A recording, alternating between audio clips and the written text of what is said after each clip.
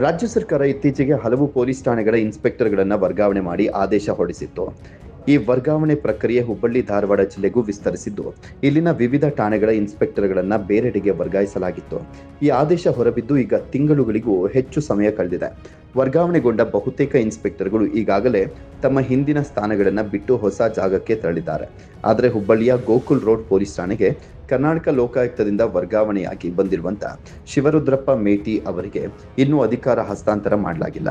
ಪ್ರಸ್ತುತ ಗೋಕುಲ್ ರೋಡ್ ಠಾಣೆಯ ಇನ್ಸ್ಪೆಕ್ಟರ್ ಪ್ರವೀಣ್ ನೀಲಮ್ಮನವರ ಅವರು ತಮ್ಮ ಕರ್ತವ್ಯದಲ್ಲಿ ಮುಂದುವರೆದಿದ್ದಾರೆ.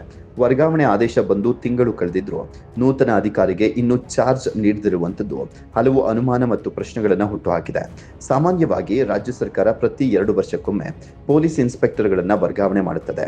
ಈ ಬಾರಿಯೂ ಧಾರವಾಡ ಜಿಲ್ಲೆಯ 8 ಠಾಣೆಗಳ ಇನ್ಸ್ಪೆಕ್ಟರ್ಗಳನ್ನು ವರ್ಗಾವಣೆ ಮಾಡಲಾಗಿತ್ತು. ಹುಬ್ಬಳ್ಳಿಯ ಉಪನಗರ ಟೌನ್, ಗೋಕುಲ್ ರೋಡ್, ವಿದ್ಯಾನಗರ ಮತ್ತು ಸೌತ್ ಟ್ರಾಫಿಕ್ ಸೇರಿದಂತೆ 5 ಠಾಣೆಗಳ ಇನ್ಸ್ಪೆಕ್ಟರ್ಗಳು ಬೇರೆ ಬೇರೆ ಇಲಾಖೆಗಳಿಗೆ ವರ್ಗಾವಣೆಗೊಂಡಿದ್ದಾರೆ.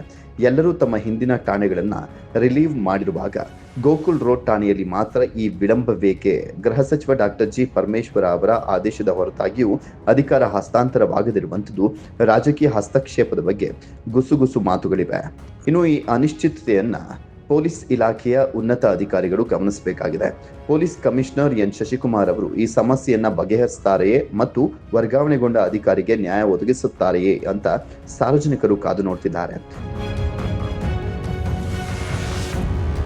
Iranna Balikara, public next, Hubballi.